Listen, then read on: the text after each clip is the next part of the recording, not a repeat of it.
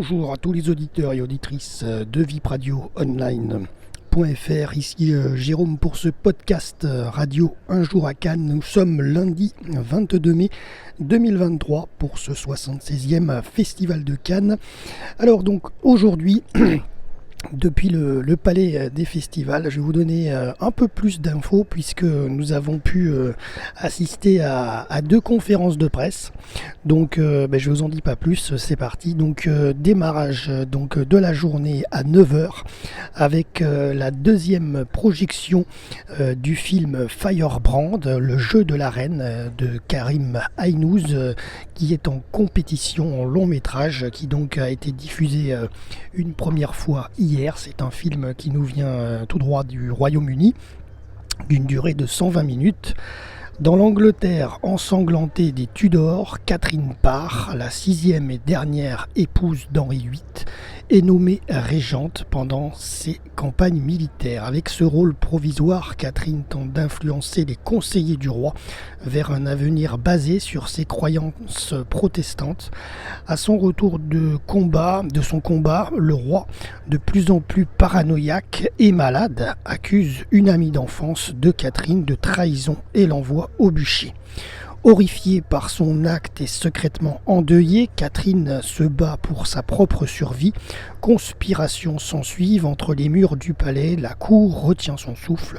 La reine fera-t-elle un faux pas et Henri la fera-t-elle exécuter? Avec l'espoir d'un royaume sans tyrannie, arrivera-t-elle à se soumettre à l'inéluctable pour le bien du roi et du pays? Donc... Suite à cette deuxième projection, il y a eu à 10h15 le photocall de l'équipe du film de Firebrand et ensuite la conférence de presse. Alors justement, nous avons assisté à cette conférence de presse, donc voici quelques infos à propos de ce long métrage. Alors on n'avait pas d'autorisation, les journalistes, de prendre de vidéos et de prises de son durant la conférence de presse, mais enfin vous pouvez la retrouver sur la chaîne YouTube du Festival de Cannes de toute façon, si vous la voulez en intégralité. Donc il y avait dans cette conférence l'actrice suédoise qui tient donc l'un des rôles principaux, Alicia Vikander, qui interprète Catherine Parr. Ensuite nous avions le réalisateur Karim Aynouz, l'acteur bien sûr Jude Law qui campe le rôle de Henri VIII, Gabriel Tara, et donc ensuite chaque personnalité de cette conférence de presse a donné un peu son avis, son ressenti sur le film et le tournage. Donc notamment Alicia Vikander qui nous a expliqué que donc elle jouait cette femme spectaculaire de Catherine Parr, qui est donc la dernière épouse du roi Henri VIII. Karim Aynouz, le réalisateur, nous expliquait que c'était son 6e film à Cannes. C'est son premier projet en anglais sur l'Empire britannique. Et donc Jude Law, qui campe le personnage monstrueux du roi Henri VIII, nous évoquait notamment quand même les rires sur le tournage qui permettaient de dédramatiser les rôles de chacun, et il a essayé de montrer une certaine humanité dans son personnage. Ensuite, il y a eu une question concernant la monarchie. Alors Alicia indiqué qu'elle n'avait pas d'avis sur la monarchie de son pays, en Suède. Jude Law, lui, la monarchie britannique, il n'en a pas beaucoup parlé, mis à part qu'il a expliqué qu'il trouvait ça un peu de façon théâtrale, surtout avec le dernier couronnement du roi Charles III, à notre époque. Voilà, donc il a bien insisté à ce sujet-là, en disant que c'était un petit peu théâtral, mais que c'est la tradition qui veut ça. Et ensuite, après, il y a eu une question également à Alicia qui a répondu au propos des costumes qui ont beaucoup aidé à rentrer dans la peau de son personnage. Jude Law a également donné une info sur le tournage. Il y avait un parfumeur qui a reconstitué les fortes odeurs du roi Henri VIII, et du coup ça a donné des souvenirs, des rires sur le tournage, parce que forcément il y avait des fortes odeurs pour à la caméra ça ne se voit pas, mais c'est parce que le roi Henri VIII ne prenait pas de bain tous les jours, donc voilà, etc. Donc, et ensuite Jude a également donné quelques infos parce que il a campé ce personnage donc monstrueux avec et a essayé de reproduire sa silhouette à Henri VIII, et notamment avec un peu d'aide puisqu'il avait des prothèses qui ont été utilisées pour les jambes, les dents aussi, voilà, donc il a expliqué tout ça. Ensuite, il y a eu la deuxième projection, enfin ça c'était à midi précisément, mais juste avant, il y a eu la conférence de presse du film, donc qui a bénéficié de la deuxième projection aujourd'hui, Anatomie d'une chute. Film français de Justine Triet en compétition long métrage, donc film d'une durée de 151 minutes. Donc je vous donne le synopsis et ensuite je vous donne les infos de cette conférence de presse. Alors Sandra, Samuel et leur fils malvoyant de 11 ans, Daniel, vivent depuis 1 an loin de tout à la montagne. Un jour, Samuel, donc le père, est retrouvé mort au pied de leur maison. Une enquête pour mort suspecte est ouverte. Sandra est bientôt inculpée. Sandra, c'est la maman, elle est inculpée malgré le doute, suicide ou homicide. 1 an plus tard, Daniel, donc le petit de 11 ans, assiste au procès de sa mère, véritable dissection du couple. Donc après un photocall, il y a également eu la conférence de presse de ce film à 11h45, donc ce lundi, Anatomie d'une chute, avec donc présent dans la salle Antoine Reynards qui interprétait l'avocat général, Samuel Thaïs qui interprétait donc Samuel, Justine Triet qui était donc qui est la scénariste et réalisatrice du film, Sandra Hüller qui interprétait donc la maman Sandra, et Daniel, donc le petit, a été interprété par Milo Machado Graner. Donc Antoine Reynards a un peu évoqué la grande liberté de mouvement sur le tournage. Justine Triet, la scénariste, a donné un peu ses ressentis sur ce tournage qui donc s'est passé. Il y a eu les scènes du tribunal ont été tournées en 15 jours. Elle a donné aussi son avis sur le rôle du chien qui est assez important, entre beaucoup de larmes. Ce chien qui a tout vu, toutes les scènes, mais qui ne peut pas parler. Et ensuite, elle explique que c'est son premier film où elle donne la parole à un enfant. C'était une grande découverte pour elle de travailler avec un enfant. Et elle se dit donc obsédée par le milieu judiciaire, la vérité et la réalité.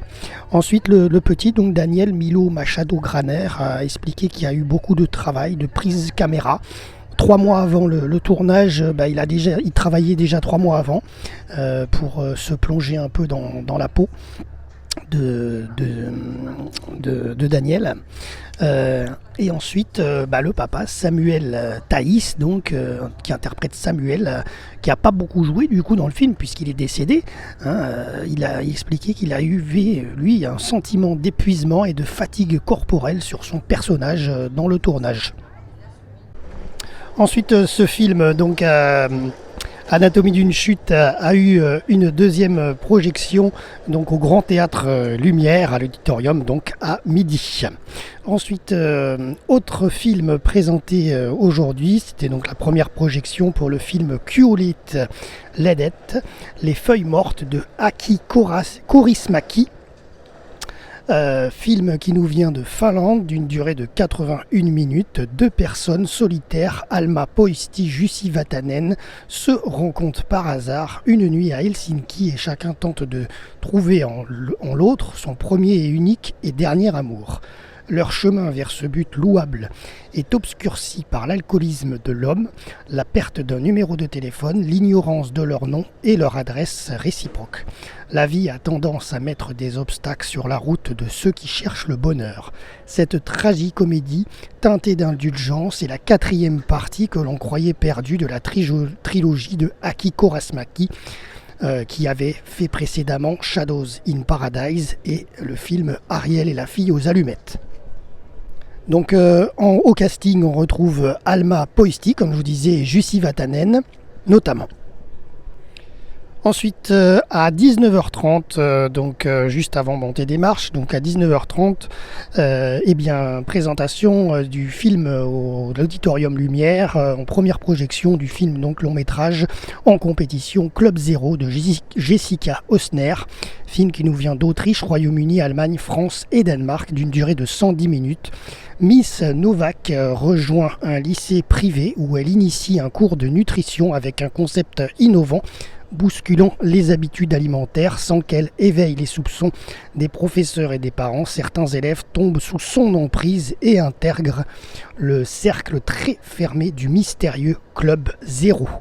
Et donc, nous avons dans le casting notamment, je ne vais pas donner les noms de tout le monde, mais de tous les comédiens, mais par contre, nous avons la française Elsa Zilberstein.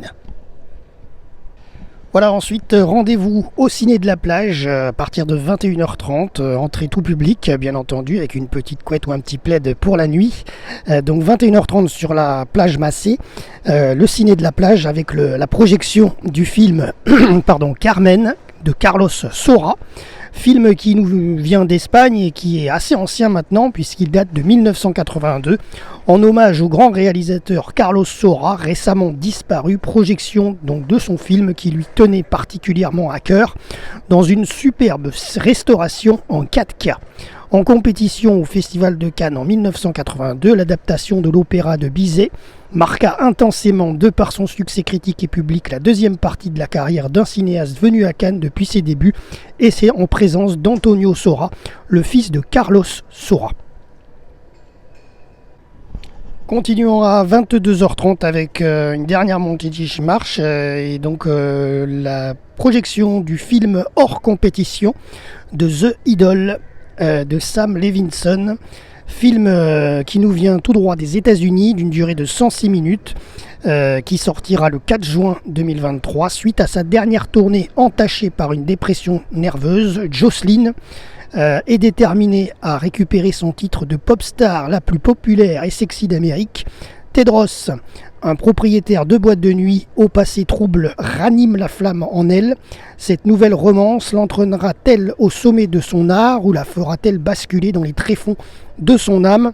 C'est donc un film qui est réalisé par Sam Levinson avec au casting Tedros qui est interprété par Abel Tesfaye et donc Jocelyne, la protagoniste principale du film, qui est interprétée par Lily Rose Depp.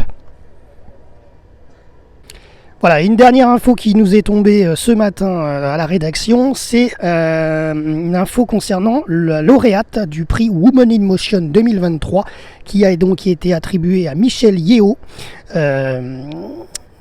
qui a remporté ce titre.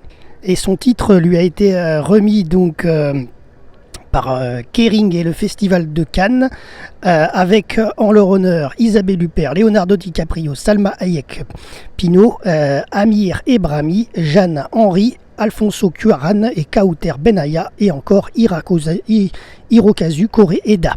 Voilà, c'était à l'occasion du dîner Women in Motion 2023, donc Michelle Yeoh, lauréate cette année en 2023. Voilà, c'est tout concernant notre débrief RVPB reportage VIP Presse Adam Brandt, un jour à Cannes. C'était Jérôme depuis le Palais des Festivals pour vipradioonline.fr. À demain pour un prochain débrief.